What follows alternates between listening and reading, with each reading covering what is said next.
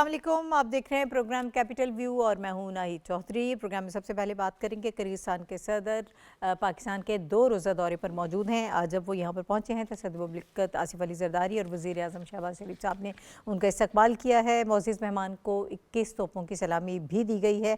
पाकिस्तान और किर्गिस्तान के दरीना ताल्लुकात हैं और इन ताल्लुकात को अब मज़ीद आगे बढ़ाया जा रहा है। दोनों जो ममालिक हैं उनमें काफ़ी सेक्टर्स ऐसे हैं कि जहाँ पर इंगेजमेंट्स हो सकती हैं, जहाँ पर इन्वेस्टमेंट की जा सकती है। स्पेशली अगर टेक्नोलॉजी की बात करें और एनर्जी सेक्टर की बात करें तो यहाँ पर जो है वो मामला जो हैं ज़्यादा बेहतर हो सकते हैं। फिर दोनों ममालिक जो हैं मुख्तलिफ़ प्लेटफॉर्म्स पर यकसा मौक़िफ़ रखते हैं और कनेक्टिविटी पर यकीन रखते हैं। सेंट्रल एशिया की तरफ अगर तवज्जो दी जाए तो एक बड़ा अहम एवेन्यू जो है वो खुल सकता है और पाकिस्तान की हुकूमत का इस वक्त ये जो है इस वक्त जो है यही पॉइंट ऑफ व्यू है कि पूरी दुनिया के साथ इंगेजमेंट्स हमने करनी है। इसी हवाले से वज़ीर आज़म शहबाज शरीफ साहब भी मुख्तलिफ विज़िट्स करते हैं और ये बड़ी अहम पेशरफ्त है कि दुनिया भर से सरबराहान मुमलिकत पाकिस्तान को इस वक्त फ़ोकस किए हुए हैं और पाकिस्तान इस वक्त लाइमलाइट में है। दोनों जो ममालिक हैं सेम स्टांस उनका है, तिजारती, अस्करी और समाजी जो हैं ताल्लुकात वो भी बहुत अहम हैं और बड़े करीबी हैं। BRI को दोनों सपोर्ट करते हैं। चाइना के साथ ताल्लुकात की अगर बात की जाए तो उसमें भी बड़ी कुर्बत नज़र आती है। बहरहाल मज़ीद क्या ऐसे एवेन्यू हो सकते हैं, ऐसे कौन से सेक्टर्स हैं जिसमें इन्वेस्टमेंट की जा सकती है, ट्रेड वॉल्यूम को बढ़ाया जा सकता है और मुख्तलिफ इसमें मुआहदों पर MOUs पर भी साइन होंगे। ये बड़ा अहम विज़िट है, इसके सिग्निफिकेंस के हवाले से बात करेंगे। मेरे साथ जो पैनलिस्ट मौजूद हैं इनको इंट्रोडक्शन में आपसे करा देती हूँ। प्रोग्राम में ज्वाइन कर रहे हैं रशीद साफ़ी साहब, डॉक्टर फ़ारूक आदिल साहब हमारे साथ प्रोग्राम में मौजूद हैं, हुमायूं खान साहब और आगा इकरार हारून साहब पैनल का हिस्सा है। आप चारों का बहुत शुक्रिया हमें ज्वाइन करने के लिए। और साफ़ी साहब मैं आपकी तरफ आऊँगी, कितना अहम है ये विज़िट, आप इसको किस तरह से देख रहे हैं? शुक्रिया नाहिद। इस विज़िट की अहमियत का अंदाज़ा आप इस बात से लगाए कि सदर पाकिस्तान और वज़ीर आज़म पाकिस्तान दोनों एयरपोर्ट जाके ख़ुद रिसीव किया है दोनों रहनुमाओं ने सदर को।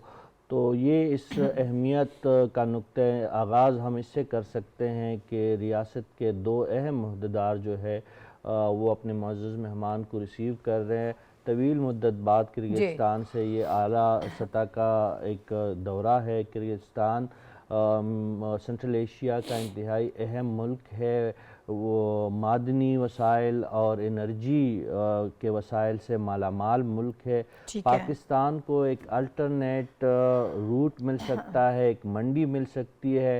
इनके पड़ोस में पाकिस्तान के बड़े अच्छे ताल्लुकात है, जिस तरह सेंट्रल एशिया में उज़्बेकिस्तान हमारा स्ट्रेटेजिक पार्टनर है। तो ये किर्गिस्तान के साथ हमें एक अलग रास्ता मिल सकता है। ताजिकिस्तान के रास्ते हम किर्गिस्तान पहुंच सकते हैं। बहुत सारे शोबे हैं जिसमें पाकिस्तान का ताउन एक दूसरे के साथ किर्गिस्तान के साथ हो सकता है। और सबसे बड़ी बात आपने ख़ुद कह दी कि दोनों ममालिक जो है कनेक्टिविटी पे यकीन रखते हैं, रीजनल इलाकाई ताउन पे यकीन रखते हैं। किर्गिज़ सदर का भी यही विज़न है, पाकिस्तानी क़यादत भी यही चाहते हैं कि मशरिक़ और मग़रिब समेत सेंट्रल एशियाई ममालिक के साथ पाकिस्तान के अच्छे ताल्लुकात हो। BRI का आपने ज़िक्र किया, दोनों BRI के स्ट्रांग सपोर्टर है। दोनों के चाइना के साथ इंतहाई करीबी रवाबित है और ये मशरिक़ और मग़रिब को मिलाने का एक दरवाज़ा हमें मिल सकता है अगर हम किर्गिस्तान की अफादियत और किर्गिस्तान की दोस्ती से फ़ायदा उठाए। तो चूँकि दोनों BRI के सपोर्टर है, रीजनल कनेक्टिविटी को सपोर्ट करते हैं। चीन देखे दुनिया तक पहुँच रहा है, वो पहले से सेंट्रल एशियाई ममालिक तक चीन की रसाई हो चुकी है BRI के ज़रिए और मग़रिब के साथ भी चीन के अच्छे ताल्लुकात है। फ्रेंच सदर जो उसका हालिया दौरा है चीन था, इसको एक गेम चेंजर के तौर पे दुनिया देख रही है कि मगरिब पहली दफ़ा चीन के साथ यानी ग्लोबल साउथ के साथ फ्रांस जो है वो मिल रहा है। फ्रांस ईयू का एक इंतहाई अहम मुल्क है, चीन ग्लोबल साउथ को लीड कर रहा है। इसी कनेक्शन को अगर हम देखें, फिर किर्गिस्तान जैसे ममालिक के पाकिस्तान के साथ बेहतर होते हुए ताल्लुकात, उज़्बेकिस्तान जो ऑलरेडी पाकिस्तान के साथ स्ट्रेटेजिक ताल्लुकात में बंधा हुआ है, ताजिकिस्तान पाकिस्तान का इंतहाई करीबी पार्टनर है, चीन के साथ भी उनका बड़ा एक दीरीना और अच्छा ताल्लुक़ है। तो इसमें हम कह सकते हैं कि मगरिब से होते हुए जो फ्रांस के सदर और चीनी सदर शी जिनपिंग ने एक नक्शा जो खींचा है कि ग्लोबल साउथ को मगरिब से किस तरह मिलाएंगे, किस तरह यकजा करेंगे, किस तरह टेक्नोलॉजी का एक दूसरे के साथ तबादला होगा, BRI जैसे प्रोजेक्ट एक दूसरे के साथ किस तरह बेनिफिट करेंगे, तो ये पूरा सर्कल बन जाता है। मगरिब से लेकर ग्लोबल साउथ से चीन से होते हुए सेंट्रल एशिया के साथ हमारी कनेक्टिविटी अगर होती है तो ना सिर्फ पाकिस्तान का फ़ायदा होगा, किर्गिस्तान का भी फ़ायदा होगा, और चीन तो हमारा है ही करीबी दोस्त मुल्क, और अगर उनके फ्रांस जैसे ममालिक के साथ ताल्लुकात बेहतर होते हैं तो एक नेक्सस बन सकता है इस रीजन की तरक्की के लिए और खुशहाली के लिए। ठीक है। अच्छा डॉक्टर साहब, दोनों ममालिक के दरमियान गहरे सकाफ़ती, तारीख़ी और रूहानी ताल्लुकात जो हैं वो रूहानी रिश्तों पर मबनी ताल्लुकात मौजूद हैं दोनों ममालिक के दरमियान। ये कुर्बतें अब बढ़ रही हैं, इससे किस तरह फ़ायदा उठाया जा सकता है? देखिए, एक तो ये अपना नाहीद पहलू ये है कि किसी भी किर्गिज़ सदर का पहला दौरा है पाकिस्तान है, तो इस तरह से ये जो एक दौर शुरू हुआ है 2022 वगैरह से और 2024 के बाद फॉरेन रिलेशंस में एक नई ज़िंदगी पैदा करने का एक तो इसका पहलू ये है कि कोई भी किर्गिज़ सदर ये पहले हैं जिन्हें पाकिस्तान में हम खैर मकदम कह रहे हैं और हम उनके लिए दीदा और दिल फरशरा कर रहे हैं। दूसरा जो दिलचस्प बात ये है कि जो वस्त एशिया है, अगर हम ये कहें एक ज़रा मुख्तलिफ अंदाज में, तो ये मुल्क वस्त एशिया का चौक है जिससे चारों तरफ रास्ते खुलते हैं। चीन के साथ तो खुलता ही खुलता है, ताजिकिस्तान, कज़ाकिस्तान, उज़्बेकिस्तान, ये इन ममालिक के दरमियान में वाक़या है। और इस वजह से जैसे अभी कहा गया मुसाफ़ी साहब की तरफ से कि BRI के साथ ये स्ट्रॉन्ग सपोर्टर है, BRI के अलावा ये CPEC में शामिल हो सकता है, और इस तरफ अफ़गानिस्तान की तरफ ये जो वाखान की पट्टी है उसके उस तरफ ये मुल्क वाक़ है। तो ये जो रिश्ते और राब्ते हैं इससे ताल्लुक़ रखते हैं कि आपने एक नए जो तिजारती और सकाफ़ती रूट जो आप जिनको तलाश कर रहे हैं, ज़िंदा करने की कोशिश कर रहे हैं, ये दौरा उसके साथ बहुत गहरी ताल्लुक़ रखता है। इसका जो दूसरा पहलू है वो ये है कि अफ़गानिस्तान के अंदर जो शोरश है और जिसकी वजह से ये मसाइल पैदा हो रहे हैं, जिनकी बहुत सारी ख़बरें हम गुज़िश्ता दिनों डिस्कस करते रहे कि ये मसाइल पैदा हुए, फ़लाँ मुल्क ने हमला कर दिया पाकिस्तान पे, तो मुसलसल उनकी तरफ से ये प्रॉब्लम पैदा हो रही है। तो ये जो किर्गिज़स्तान है ये भी उससे बेचैनी महसूस करता है, और ये सारे यानी सेंट्रल एशिया के दीगर तमाम बिरादर ममालिक समेत किर्गिज़स्तान जो है, इसकी भी ख्वाहिश ये है कि अफ़गानिस्तान के लोग होश के नाखुन लें और मामलात को सीधा करें। तो अब अगर किर्गिज़ सदर यहाँ तशरीफ़ लाए हैं तो इसमें दीगर जो तिजारती मामलात हैं उनके अलावा अफ़गानिस्तान की सूरत हाल भी डिस्कस होगी, और ये भी ख्वाहिश होगी कि अगर अफ़गानिस्तान में अमन कायम हो तो वाखान के रास्ते को भी ज़िंदा किया जा सके। ठीक है। इसके अलावा जो अभी ज़िक्र हुआ उनके यहाँ इसका तवानाई के ज़खायर का जो यूनिक बात है उनकी यूनिक बात ये है कि ये हाइडल एनर्जी का ये सबसे बड़ा सोर्स है, और ये अपनी तवानाई की ज़रूरियात से कहीं ज़्यादा 28,000 मेगावाट इनके यहाँ बिजली पैदा होती है, और ये अपने इर्द गिर्द के ममालिक के लिए बड़ी पुरकशिश है इस हवाले से।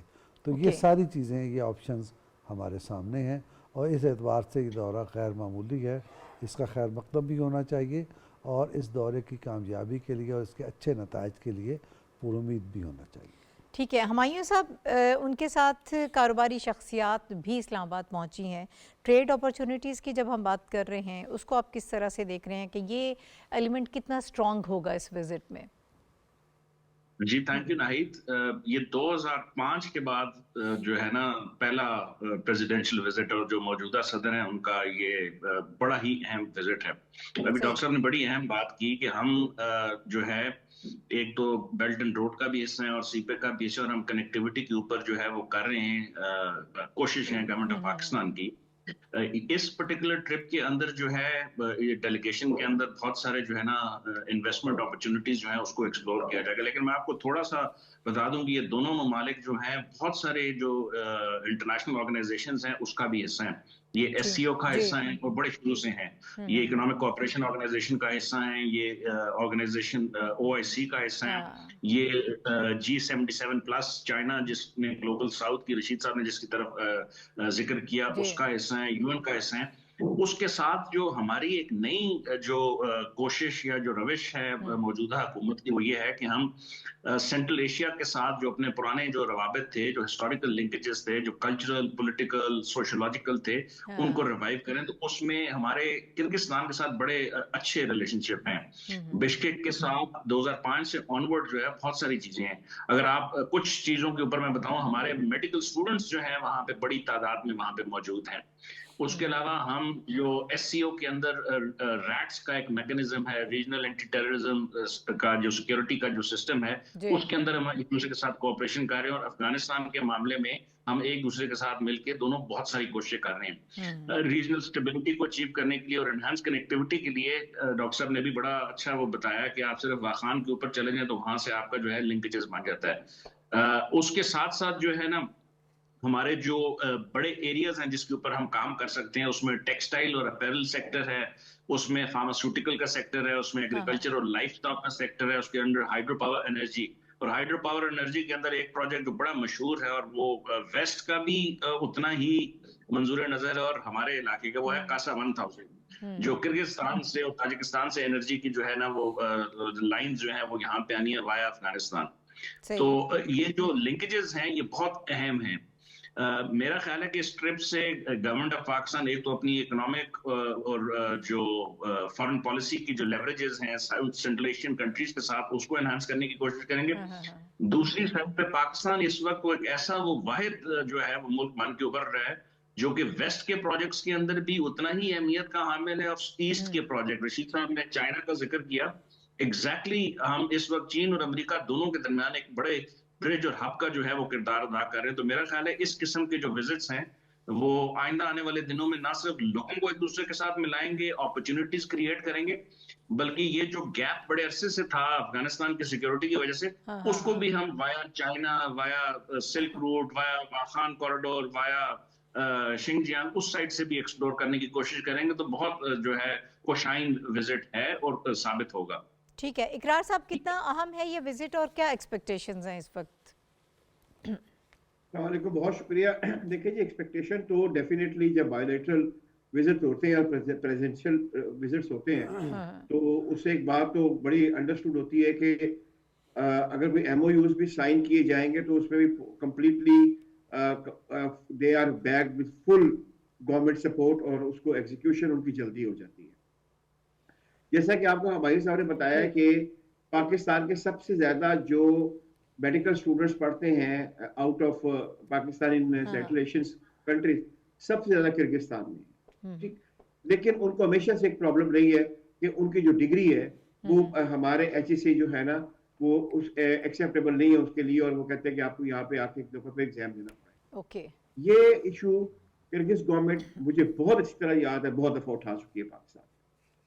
अब ये देखना ये है कि इस सिलसिले में हम किसी नतीजे में पहुंचते हैं कि नहीं। सेकेंडली, जहां तक हाइड्रोजन एनर्जी की बात है, कासा 1000 जो है it was initiated by Kyrgyzstan, लेकिन वो मटेरियलाइज नहीं हो सका जस्ट बिकॉज ऑफ अफगानिस्तान। और कोई चीज भी मटेरियलाइज नहीं हो सकती है जो अफगानिस्तान के थ्रू आनी है। तो मेरा ज़ाती ख्याल ये कि एनर्जी से तो पाकिस्तान अभी इनसे कोई फायदा नहीं उठा सकता है। हाँ, जहां तक बात है ट्रेड की, ट्रेड का जैसे मैं डॉक्टर साहब ने या साफी साहब ने बात की थी कि हमारा जो ताजिकिस्तान वाला रूट है, यानी कि जो काशी से काशी से जाता है, वो ऑलरेडी ताजिकिस्तान में तो ऑपरेशन हो चुका है, तो वहां से तो हम ट्रेड कर सकते हैं किर्गिस्तान के साथ। लेकिन किर्गिस्तान एक्चुअली जो सबसे ज्यादा एक्सपोर्ट करता है वो है गोल्ड और कॉपर। तो गोल्ड और कॉपर के तो मेरे ख्याल में पाकिस्तान खुद जो है अब वो एक्सप्लोरेशन में है। लेकिन मुझे याद पड़ता है क्योंकि मैं बहुत कीनली इस रीजन में एक जमाने में काम करता रहा हूँ, कॉपर पाकिस्तान मेरे ख्याल में इंपोर्ट करता है किर्गिस्तान से, और हमारे से उनको जो है दालें और चावल और गंदम वो हम भी करते हैं। ये दौरे को मैं इस तरह देख रहा हूं कि अगर जैसे कि हुमायूं साहब ने भी फरमाया कि 2005 के बाद एक दौरा है, लेकिन अगर टोटल देखा जाए, टोटल स्पेक्ट्रम देखा जाए, तो ये तीसरा दौरा है। 2094 में एक दौरा हुआ प्रेसिडेंशियल लेवल का, फिर 2005 में हुआ और अब ये होगा। तो ये बहुत इंपॉर्टेंट है। और अगेन मैं कहूंगा कि the credit goes to Pakistan, अपना डिप्लोमेसी, कि पाकिस्तान कंप्लीटली रीच आउट करने की कोशिश कर रहा है हर जगह के ऊपर। ठीक है, बिल्कुल आपने दुरुस्त कहा। पाकिस्तान की जो डिप्लोमेसी है उस वक्त वो बड़ी पॉजिटिव समत में है और बड़ी एफर्ट्स की जा रही हैं हुकूमत की जानिब से, और पाकिस्तान इसीलिए इस वक्त हमें लाइमलाइट में भी नज़र आ रहा है। एक और बड़ा अहम हमारे पास मौजू है जिस पर इस वक्त हम बात करना चाहते हैं और हमारे पैनलिस्ट जो हैं वो राय भी देंगे। फील्ड मार्शल सैयद आसिम मुनीर साहब की सऊदी शाही बर्री फ़ौज के कमांडर से मुलाकात हुई है। ये बड़ी अहम मुलाकात है और इस अहम मुलाकात में दो तरफ़ा ताल्लुकात को मज़ीद मजबूत बनाने की बात की गई है। इस अज़्म का इआदा किया गया है और इस अहम मुलाकात में पेशा वराना उमूर और दो तरफ़ा दिफ़ाई ताउन पर भी तबादला ख्याल किया गया है। और हम सब ये जानते हैं कि सऊदी अरब के साथ जिस दिफ़ाई माहदे में हम शामिल हैं, अब उसका इम्पैक्ट भी आहिस्ता आहिस्ता जो है वो हमें ज़रूर नज़र आएगा। और ये इस किस्म की जो मीटिंग्स हैं और जो बड़ा आला सतह के वो फूड का पाकिस्तान से सऊदी अरब जाना और सऊदी अरब से पाकिस्तान आना, ये सारी इसी कॉन्टेक्स्ट में भी एक बड़ी अहम कड़ी है, बड़ी अहम चीज़ है। सऊदी कमांडर ने ख़त्ते में अमन के इस्तेहकाम के लिए पाकिस्तान के मस्बत किरदार को सराहा है और ये हम सब जानते हैं कि पाकिस्तान अमन का ख्वाहिशमंद है और अमन को बरकरार रखने के लिए, उसकी तरवीज के लिए हमेशा पाकिस्तान हमें आगे नज़र आता है। इसी के हवाले से गुफ्तगू होगी। और साफ़ी साहब, आप इस सिट को किस तरह से देख रहे हैं, इसका क्या इम्पैक्ट आपको नज़र आता है? बहुत गहरे नकूश इस किस्म के मुलाकातें जो हो रही है आजकल पाकिस्तान और सऊदी अरब के माबैन छोड़ के जा रहे हैं। और मैं समझता हूँ कि सऊदी बरी फ़ौज के जो कमांडर इस वक्त जो पाकिस्तान के दौरे पे आए और उन्होंने फील्ड मार्शल सैयद आसिम मुनीर साहब से जो मुलाकातें की है, इसके स्ट्रेटेजिक पॉइंट ऑफ व्यू से बहुत देर पा नताइज निकलेंगे। हम जानते हैं कि सऊदी अरब पाकिस्तान हमेशा से एक दूसरे के करीब रहा है और यकजान दो कालिब के मुतारादिफ इनके ताल्लुकात रहे हैं। लेकिन जो कुछ मुद्दत पहले पाकिस्तान और सऊदी अरब के बीच में जो दिफाई मुआहिदा SMDA हुआ है, इसके बाद तो पाकिस्तान और सऊदी अरब के बीच में ताल्लुकात की एक नई सूरत सामने आई है। तो ये सऊदी मेहमान जो है अपने घर आए हैं। मैं समझता हूँ कि सऊदी अरब की सलामती हमारे लिए उसी तरह मुकद्दम है जिस तरह पाकिस्तान की सलामती हम चाहते हैं। और इसी तरह सऊदी अरब में भी यही सोच है कि वो पाकिस्तान की सलामती को अपनी सलामती समझता है। तो ये मुअज़्ज़ज़ मेहमान जो तशरीफ़ लाए, हम समझते हैं कि इस किस्म के जो अस्करी हमारी ताल्लुकात है, समाजी, इस्लामी और बाकी ताल्लुकात की नोयत तो बहुत गहरी है। लेकिन इस SMDA के बाद जो फ़ौजी सतह पे जो हमारी ताल्लुकात की एक अहमियत सामने आई है, इस पे दुनिया भर हैरान भी है और दोनों मुल्कों की दिफा में नाकाबिल तस्खीर तौर पे उसमें इजाफा भी हुआ है। ठीक है डॉक्टर साहब, दोनों ममालिक के दरमियान जो ताल्लुकात हैं वो इस वक्त बुलंदियों की इंतहा पर हैं। साफ़ी साहब ने जैसे कहा कि दुनिया भर की नज़रें भी इस पर हैं और लोग हैरान भी हैं, लेकिन ताल्लुकात जो हैं वो बहुत पहले भी बहुत क़ुव्वत थी उसमें, अब उसमें मज़ीद इजाफा हो रहा है। तो इसमें तो कोई शुबा नहीं ना कि जैसे ये अभी टर्म यूज़ की ना साफ़ी साहब ने, यकजान दो कालिब जी, तो बिल्कुल पाकिस्तान और सऊदी अरेबिया जो हैं यकजान दो कालिब रहे हैं हमेशा से। और पाकिस्तान का मफाद सऊदी अरब ने महसूस किया और हमने सऊदी अरब के मफाद को अपना मफाद महसूस किया। ये बात बिल्कुल दुरुस्त है। लेकिन जो अभी खित्ते में जंगें हुई 2-3, इन जंगों के बाद यूँ समझिए कि ये खित्ता भी रीशेप हो रहा है और दुनिया भी रीशेप हो रही है। ठीक है। और उसमें पाकिस्तान और सऊदी अरब का किरदार गैर मामूली तौर पर नुमायाँ होकर सामने आया है, जो अब नज़र आ रहा है और दुनिया उसे देख रही है। ये जो कहा गया कि लोग इनकी तरफ देख रहे हैं, तो इसीलिए देख रहे हैं कि ये बिल्कुल जो दुनिया बदल रही है, उस बदलती हुई दुनिया के दो बीमार हैं, एक पाकिस्तान है और एक सऊदी अरब है। हाँ। इस वजह से ये जो कुर्बत और देखिए अब यानी एक इसके नतीजे में एक स्ट्रेटेजिक ब्लॉक वजूद में आ रहा है। पाकिस्तान और सऊदी अरब ने दिफाई मुआहदा कर लिया और ईरान जैसा मुल्क जिस माजी में जिसकी राय मुख्तलिफ होती थी और मशरक़ी वस्ता के दीगर ममालिक वो इस मुआहदे की तायीद कर रहे हैं और इसमें शामिल होने की कोशिश कर रहे हैं। मकसद क्या है? मकसद ये है कि ये एक नया एक स्ट्रेटेजिक अलाइंस या ब्लॉक एक मानों में वजूद में आ रहा है, जिससे मुस्लिम दुनिया की भी तवक्कुआत वाबस्ता हैं और दुनिया भी तवक्कुआत वाबस्ता कर रही है। सबब इसका ये है कि दीगर जो ब्लॉक्स जिस किस्म के लोगों के मकासद हैं दो मुल्कों के, उनके बरक्स ये ब्लॉक इस्तेहकाम और अमन और सलामती की बात कर रहा है और इसी से लोगों को तवक्कुआत वाबस्ता है। ठीक है, मैं चाहती हूँ जी हुमायूं साहब क्विकली आप भी इसको रिस्पॉन्ड कर दीजिएगा। जी नहीं, देखिए आज जब वो लेफ्टिनेंट जनरल फाहद बिन सऊद अल जवानी जो है ना, उनके रॉयल कमांडर जो है फोर्सेस के, जब वो आए उनको एक बड़ा शानदार जो है गार्ड ऑफ ऑनर पेश किया गया। और उसके बाद जो अगर आप हमारी मुख्तलिफ ISPR की स्टेटमेंट्स देखें, रशीद साहब ने भी उसकी तरफ अलूड किया और डॉक्टर साहब ने भी किया। एक तो यह है कि खित्ते में अभी तक अगर हमारे जो डिप्लोमेटिक रिलेशनशिप है उसके ऊपर भी अगर हम देखें, कल भी हमने बात की थी एयर चीफ ने जब वो वहां पे जिक्र किया पासिंग आउट सेरेमनी में, तो उस वक्त भी सऊदी जो है वो स्टूडेंट्स वहां पे थे। आज जिस चीज का हम जिक्र कर रहे हैं, तो ये आपको जिसका रशीद साहब ने जिक्र किया, जो हमने SMDA साइन किया था सितंबर में, स्ट्रेटेजिक म्यूचुअल डिफेंस एग्रीमेंट, उसको अब हमने ट्रांसलेट करना है बहुत सारी चीजों में। और ये जो हाईएस्ट लेवल का विजिट है, ये उस चीज की रिफ्लेक्शन है कि इन्होंने जो एक दूसरे के जो म्यूचुअल इंटरेस्ट हैं उसको किस तरह सेफ गार्ड करना है, रीजनल सिक्योरिटी आर्किटेक्चर जिसका हम जिक्र कर रहे हैं उसमें क्या करना है, ट्रेनिंग्स के ऊपर जो बात करनी है उसका क्या करना है, उसके अलावा फिर इक्विपमेंट की जो है मुख्तलिफ चीजों के ऊपर। तो मेरा ख्याल है ये विजिट सिग्निफाई करता है हमारे एक तो जो बहुत पुराना 7-8 दहाइयों का जो रिलेशनशिप है उसका, लेकिन अब हमने उस रिलेशनशिप को एक हाईएस्ट लेवल पे, एक स्ट्रेटेजिक लेवल पे ले गए हैं कि उसके अंदर भी है। हम हमेशा से जो है जो पाकिस्तानी फोर्सेस हैं या गवर्नमेंट ऑफ पाकिस्तान है, वो हम होलियस्ट साइट को जो है वो हम समझते हैं कि ये पूरी दुनिया के मुसलमानों की होलियस्ट साइट्स हैं और हमने हमेशा उसकी सिक्योरिटी के लिए भी जो है वो आगे बढ़ चढ़ कर हिस्सा लिया।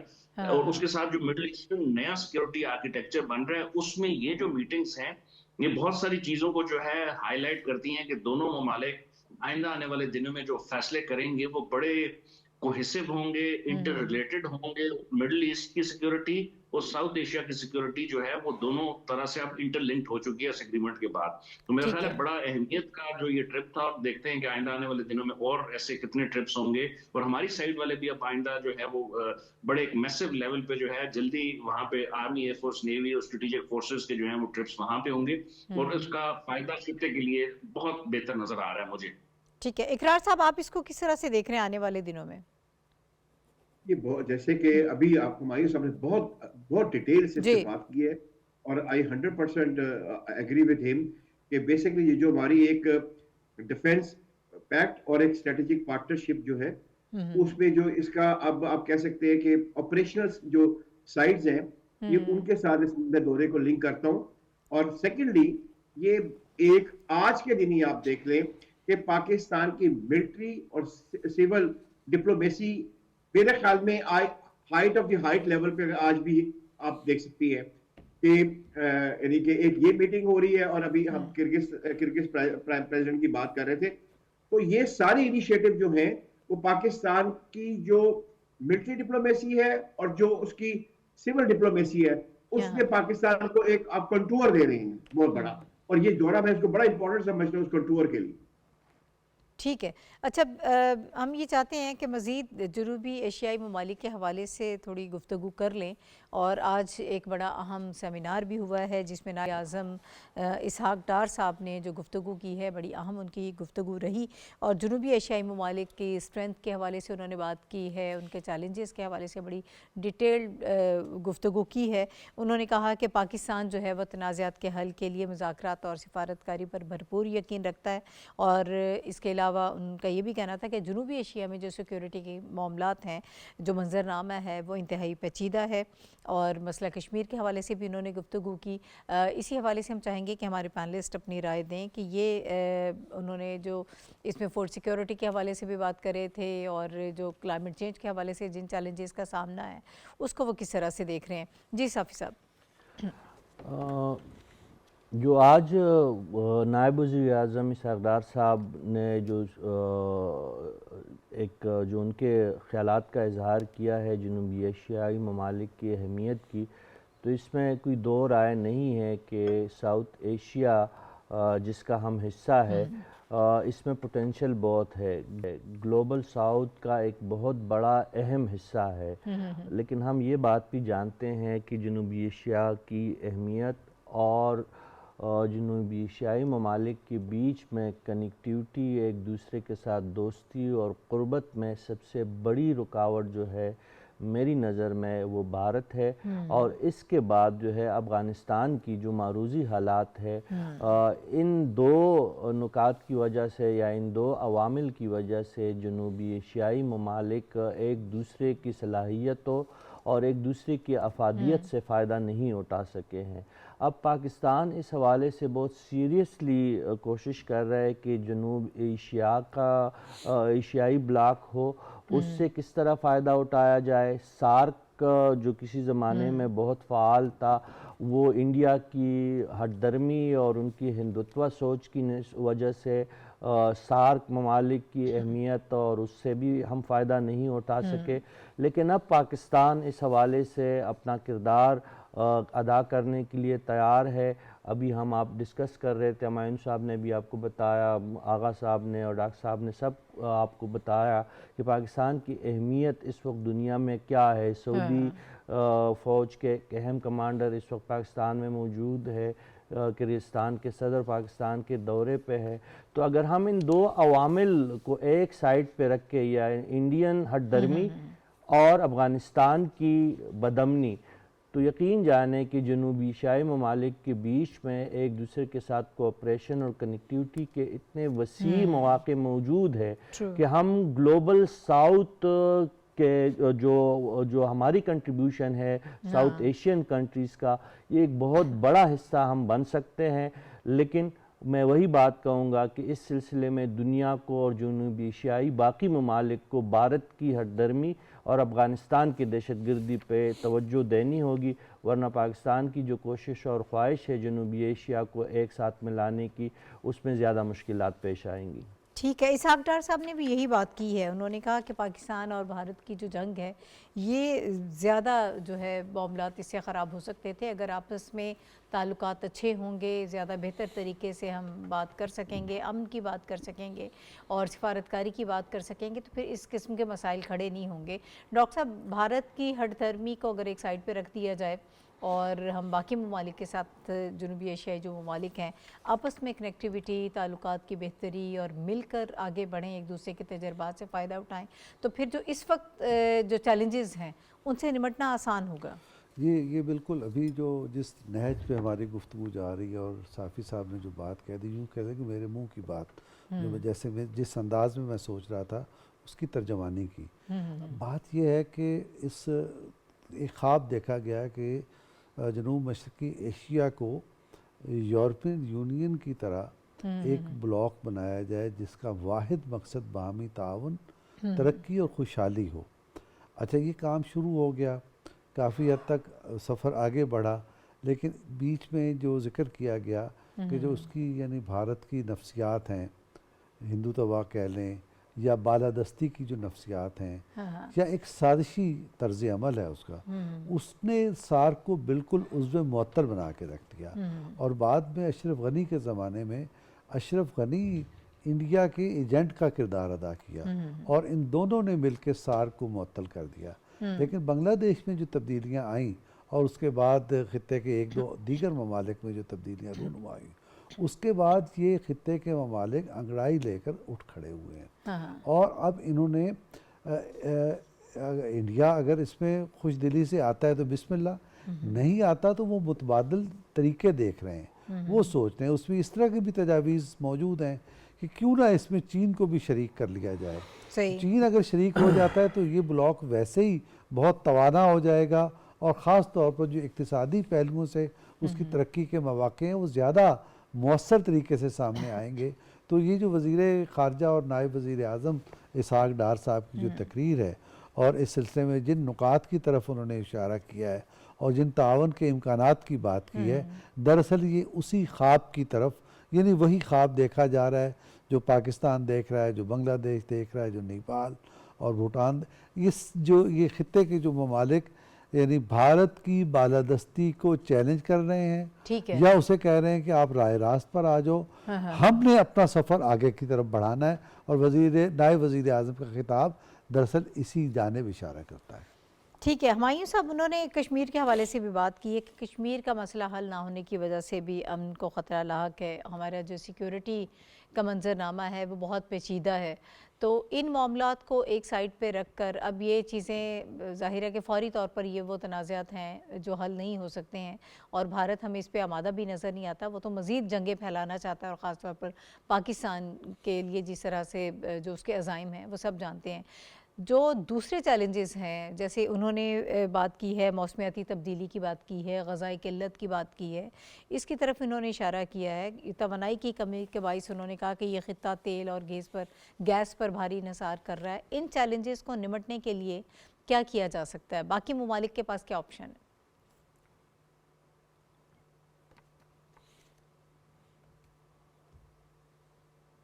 आपकी आवाज़ नहीं आ रही है हुमायूं साहब, हम सुन नहीं पा रहे हैं आपको। इस्लामाबाद कॉन्क्लेव जो है एक इंतहाई अहमियत का हामिल एक इवेंट है जो पिछले कई सालों से हो रहा है। और इस दफा की जो उसकी थीम थी, जिसमें मैं बल्कि मुझे खुद भी जो है वो मौका मिला शामिल होने का और मैंने स्पीच भी सुनी डिप्टी प्राइम मिनिस्टर की और फॉरेन मिनिस्टर की। इसकी थीम को अगर आप देख लेना तो वो उसमें वहां पे उनका आना और फिर उस थीम के ऊपर जो आपने भी सवाल किए कि साउथ एशिया को हमने दोबारा री इमेजिन करना है। ये सिक्योरिटी उसकी कैसी होनी चाहिए, उसकी मईशत कैसी होनी चाहिए, उसकी क्लाइमेट कैसी होनी चाहिए। और उसमें जो उन्होंने कहा कि हमें अपनी वो जो महदूद सोच है या जो बिल्कुल जो है मायोपिक होकर सोचते हैं उससे निकलना होगा और हमें एक रीजनल इंटीग्रेशन और कोऑपरेशन के तौर पे जो है ना वो सोचना होगा। ठीक है, बहुत बड़े मौके हैं यहाँ पे, हमें वो जो जीरो सम गेम है उससे निकलना होगा। बहुत सारे इश्यूज हैं जो इस खित्ते को दरपेश हैं, उससे निकलने के लिए अभी आपके वो पिछले सेगमेंट में रशीद साहब ने जो है वो बड़ा एक अहमियत की तरफ जो है वो इशारा दिलवाया। डॉक्टर साहब ने भी उसी की बात की। आप देखें कि खित्ते का जो सबसे बड़ा जो हमारा बड़ा भाई है जिसको हम समझते भी थे लेकिन वो उस तरह की हरकतें शायद नहीं कर रहा, अगर वो रोल अदा कर ले जो इस वक्त चीन दुनिया के अंदर जो है ग्लोबल साउथ की रिप्रेजेंटेशन कर रहा है। G77 प्लस चाइना के अंदर हमने लॉसेस एंड डैमेजेस जो है वो निकलवा के पूरी दुनिया लिए हम अब इस वक्त कह रहे हैं कि इस वक्त अगर यूरोप के अंदर जो है वो यूक्रेन का मसला है उसको हल करने की कोशिश है तो चीन सबसे आगे हमें नजर आ रहा है। गजा का मसला अगर हम देखें तो उसको जो है हम देख रहे हैं कि चीन उसको हल करने की कोशिश कर रहा है। अच्छा, यूरोप जो है इस वक्त चूंकि दुनिया के बहुत सारे अपनी चीजों के अंदर मसरूफ है और उसके हालात जो है वो बड़े डिफरेंट लेवल पे हैं। अगर वहां पे भी चीन की डेवलपमेंट वाला मॉडल जो है वो अपनाया जा रहा है, सराहा जा रहा है, यहाँ पे भी मेरा ख्याल है इंडिया को भी इस मॉडल को अपनाना चाहिए। क्योंकि आप खित्ते के अंदर तरक्की नहीं कर सकते अगर आपके आसपास के नेबर्स आपसे खुश ना हो। आज इसमें ही बांग्लादेश के बड़े अच्छे जो है वो एकेडमिक को आए हुए थे, डॉक्टर जो है शाहब, उन्होंने जिक्र किया कि जो मसाइल हैं, अगर पानियों को, अगर तिजारत को, अगर सप्लाई चेन को, अगर इन चीजों को वेपनाइज कर दिया जाएगा, खित्ता तरक्की नहीं करेगा। ये बड़ा अहमियत का हामिल पॉइंट था। खित्ते के तमाम जो बड़े ममालिक हैं या जो मिडिल पावर्स हैं या जो स्मॉलर पावर्स हैं, वो यही कह रही हैं कि हमें जो है ना हालात को ठीक करना है। और उसको ठीक करने के लिए अगर बड़े ममालिक या जो रीजनल पावर्स हैं वो अपना रोल अदा नहीं करेंगे, तो छोटे ममालिक हैं, एक तो वो तरक्की नहीं कर पाएंगे, और वो जो बड़ा ममालिक जो बड़ा मुल्क अपने आप को बड़ा समझता है, उसके अंदर भी बेतहाशा मसाइल हैं, वो भी नहीं होंगे। तो जो इसाक डार साहब की स्पीच का क्रक्स ये था कि वो हमें जीरो सम गेम से निकलना होगा, हमें हालात को बदलना होगा और हमें कोऑपरेशन की तरफ जाना होगा, कन्फ्रंट्रेशन से हमें निकलना होगा। ठीक है। अच्छा इकरार साहब, ओवरऑल उन्होंने जो साउथ एशियन कंट्रीज़ हैं उनके हवाले से बात की है, लेकिन पाकिस्तान का जो स्पेसिफिक रोल है उसके हवाले से भी उन्होंने गुफ्तगू की है, और कि उन्होंने कहा कि हमने ब्लॉक जो पॉलिटिक्स है उसकी मुखालफत की है। पाकिस्तान यूएन चार्टर का चैम्पियन है, और ये हम सब जानते हैं कि पाकिस्तान किसी भी ब्लॉक में शामिल हुए बगैर इस वक्त बड़ी कामयाबी के साथ अमेरिका और चाइना के साथ अपने ताल्लुकात जो है वो आगे बढ़ा रहा है, बल्कि एक ब्रिज का रोल भी प्ले कर रहा है। तो पाकिस्तान के हवाले से अगर मैं ये चाहूँ कि आप हमें बताएं कि जो हमारा रोल है साउथ एशिया में, उसको आप किस तरह से देखते हैं? देखिए, बहुत अहम आपने मुझसे सवाल किया है। देखिए, हम इस खित्ते में एज ए सिक्योरिटी स्टेबलाइजर और पीस स्टेबलाइजर के तौर पे मौजूद हैं, और हमने अपना किरदार रिसेंटली भी अदा किया है। अगर आपको याद होगा कि जब ईरान और अमेरिका का कॉन्ट्रा चल रहा था, तो ये मैं नहीं कह रहा हूँ, इंटरनेशनल न्यूज़पेपर ने रिपोर्ट किया था कि पाकिस्तान ने उसमें एक बहुत अहम किरदार अदा किया। इसी तरह ही जब किसी हद तक चाइना और अमेरिका का बहुत सारे इश्यूज के ऊपर अगर कोई स्टैंड ऑफ हो सकता है, तो Pakistan is always there to play a role. Pakistan एक सिक्योरिटी स्टेबलाइजर है और एक पीस स्टेबलाइजर है। सही। और उसका मेन मकसद ये है पाकिस्तान का, वो ये है कि अगर आप पूरी दुनिया की बात एक साइड पे रख लेना और साउथ एशिया की बात जिसमें इंडिया, पाकिस्तान और चाइना एक साइड पे रख लें, तो आप अंदाजा लगा लें कि खुदा ना खास्ता इस खित्ते में कुछ भी अगर होता है तो उसका नुकसान इंसानियत को किस लेवल पे होगा। पाकिस्तान बार बार ये चीज इंडिकेट पूरी दुनिया को कर रहा है कि एक मुल्क इंडिया वो इस पूरे खित्ते को डिस्टेबलाइज कर रहा है, और इस खित्ते में वो एक वॉर मॉन्गरिंग के ऊपर अपना यानी कि फॉलो कर रहा है। पाकिस्तान उस वॉर मॉन्गरिंग को फेस करते हुए कोशिश कर रहा है कि इस खित्ते में इसी जितना पाकिस्तान मैक्सिमम कर सकता है वो पीस को स्टेबलाइज करें। अब ये एक जंग है वार मॉन्गर्स की और पीस मॉन्गर की, तो जिसमें चाइना और पाकिस्तान पीस मॉन्गर के साइड पे खड़े हैं, इंडिया वार मॉन्गर के तौर पे खड़ा है। अब दुनिया को देखना चाहिए कि उसने क्या किरदार अदा कर। ठीक है, बड़ी अच्छी आपने बात की है। ये आगे बढ़ते हैं। और पाकिस्तान जिस तरह से पीस का ख़्वाह है और हम ये चाहते हैं कि ख़त्ते में अमन कायम हो, अफ़गानिस्तान के हवाले से भी पाकिस्तान ने बहुत कोशिशें की हैं वहाँ अमन व अमान के क़याम से के हवाले से, लेकिन वहाँ पे तालिबान रजीम की जो नाक़िस पॉलिसीज़ हैं उसने अफ़गानिस्तान को इस वक्त तबाही के दहाने पर पहुँचा दिया है। सख्त माली पाबंदियाँ हैं, महदूद आज़ादी है, मौशी पॉलिसीज़ जो हैं उसकी नाकामी से लाखों अफ़गान शहरियों की ज़िंदगियाँ शदीद तरीके से मुतासिर हो रही हैं। अफ़गान अवाम मुल्क छोड़ने पर मजबूर हो गए हैं। ज़ाहिर है कि उनके पास और कोई ऑप्शन नहीं है, और वो यहाँ तक कि अपनी जान को भी ख़तरे में डाल रहे हैं सिर्फ अफ़गानिस्तान को छोड़ने के लिए। ऐसा ही एक वाक़या ईरान में दाखिल होने वाले 10 अफ़गान शहरी जो है उनके साथ पेश आया है। ईरानी बॉर्डर गार्ड्स की फायरिंग से वो हलाक हो गए।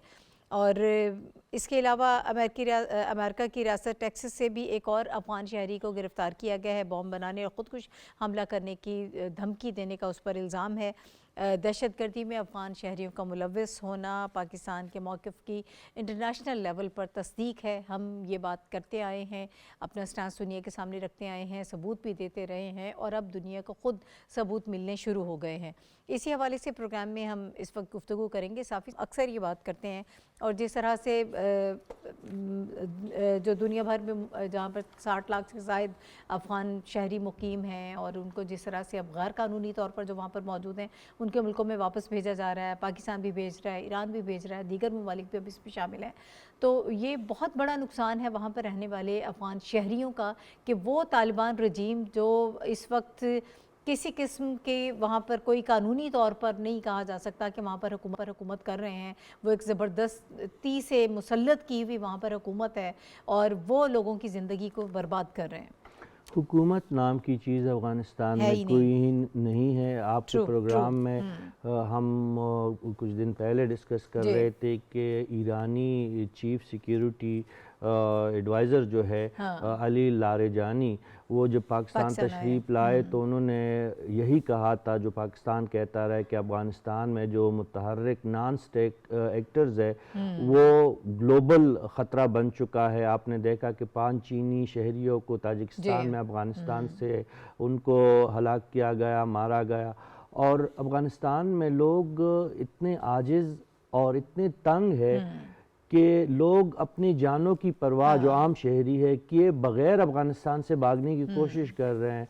फ़रा रियासत जो है, सूबा जो है अफ़गानिस्तान का, अबू नसर बॉर्डर जो ईरान के साथ है, उस पे 10 से 11 जो तालिबान ने अभी उसको 12 टोटल तस्लीम किया है कि 12 अफ़गानी जो है गैर कानूनी तौर पर ईरान दाखिले की सूरत में अपनी जानों से गए हैं। 10 लाशें अफ़गानिस्तान फ़रा रियासत के जो अबू नसर बॉर्डर के जो हेड है उन्होंने रिसीव किए हैं। एक बॉडी अभी तक ईरान के हुदूद में मौजूद है, एक बंदा ज़ख्मी है। कहने का मतलब ये है कि अफ़गानिस्तान में जो नॉन स्टेट एक्टर्स है, मैं तो तालिबान की हुकूमत को भी अब नॉन स्टेट एक्टर इसलिए कहूँगा कि वो अपनी आवाम की नुमाइंदगी नहीं कर रहे और ना सिर्फ अफ़गानिस्तान के अंदर हालात दिगरगू है बल्कि आसपास की रियासतें ईरान, ताजिकिस्तान, उज़्बेकिस्तान, ये ममालिक भी उनसे महफूज नहीं है। और ताजिकिस्तान ने बलाखिर रूस से जो है हज़ारों की तादाद में सिक्योरिटी अफराद को तलब करके अफ़गानिस्तान की सरहद को महफूज बनाने की वो कोशिशों में ताजिकिस्तान मसरूफ़ है। तो आप बिल्कुल दुरुस्त कह रहे हैं कि अफ़गानिस्तान का मसला अब ग्लोबल मसला बन चुका है, सिर्फ ना सिर्फ पाकिस्तान बल्कि ये ख़तरा अमरीका तक पहुँच चुका है। डॉक्टर साहब, हम जब बात करते हैं कि हमारे 25 करोड़ से ज़ायद लोग जो हैं वो इस वक्त रिस्क पर हैं अफ़गानिस्तान से जो दहशतगर्दी हमारे यहाँ हो रही है, लेकिन अब इसके साथ हमें ये भी गुफ्तगू अब करना पड़ रही है कि वहाँ पर रहने वाले जो अफ़गानिस्तान के शहरी हैं वो इस वक्त किस कदर रिस्क पर हैं। जो लोग उन पर हुकूमत कर रहे हैं वो उन्होंने उनकी ज़िंदगी ख़तरे में डाली हुई है। लोग अपनी जान की परवाह किए बगैर वो मुल्क छोड़ने पर मजबूर हो गए हैं। ये बहुत बड़ा अलमिया है। बिल्कुल नाहिद, यही तो पाकिस्तान का मौक़िफ़ है ना कि अफ़गानिस्तान ना अपने मुल्क का है ना अपने शहरियों का है। अफ़गानों के लिए कुछ सोचने के, बेहतर सोचने के लिए तैयार है, ना अपने पड़ोसियों के लिए।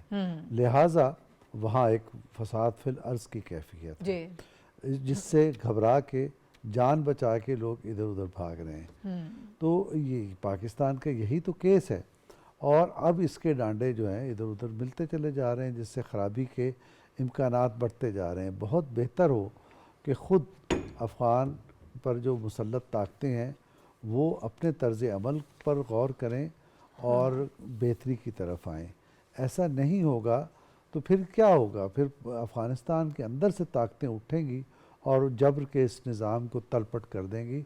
और यही तो मैं अर्ज़ कर रहा हूँ, अभी थोड़ी देर पहले भी अर्ज़ किया कि ख़ित्ते में जो आपको सरगर्मी दिखाई दे रही है उसका एक सबब ये कंसर्न भी है कि अफ़गानिस्तान डिस्टेबलाइजिंग फैक्टर के तौर पे सामने आ रहा है। और ये जितनी जल्द ये तालिबान रजीम इस चीज़ को समझ ले और वहाँ के अवाम इसको समझ के बेहतरी की तरफ कदम उठाएं उतना ही बेहतर है, वरना इससे बड़े मसाइल पैदा होने। ठीक है, हमारी सब वक्त कम है, 1 मिनट आपके पास होगा। अब जो अफ़गान तालिबान रजीम है वो ऑलरेडी आइसोलेशन का शिकार था, लेकिन इस किस्म के जो वाक़यात हो रहे हैं और इस कदर सिफारती नाकामियाँ और पूरी दुनिया को जिस तरह इस वक्त आप थ्रेट बने हुए हैं, पाकिस्तान से लेकर अमेरिका तक कोई आपसे महफूज नहीं है, तो अब क्या हो सकता है कि अब क्या चीज़ें इनको फेस करनी पड़ेंगी? ये एक बहुत बड़ा चैलेंज ना सिर्फ हमारे लिए बल्कि इनके लिए भी है। जी नाहिद, बिल्कुल आप ठीक कह रही हैं। जो मौजूदा वहाँ का जो सेटअप है उसकी जो गलत या फेल्ड पॉलिसीज थी उसने जो है ना अब तकरीबन कोलैप्स की तरफ जो है ना खेलना शुरू कर दिया। अपने 40 मिलियन लोगों की जो जिंदगियां या जो उनकी फ्यूचर था उसको। फाइनेंशियल सैंक्शंस तो ऑलरेडी उनके ऊपर थी।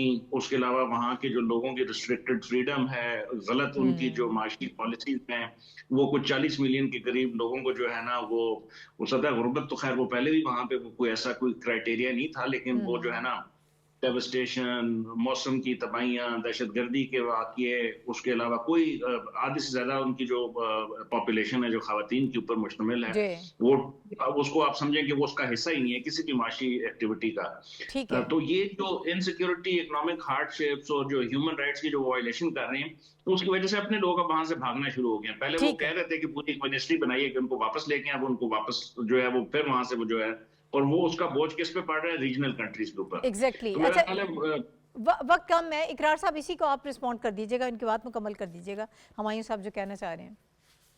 आज हम दार पे खींचे गए जिन बातों पर, क्या आज अब कल वो ज़बाने को नसाबों में मिले। हम तो बहुत देर से कह रहे थे कि अफगानिस्तान और अब जो है और अफगान जो है वो एक इंटरनेशनल थ्रेट है।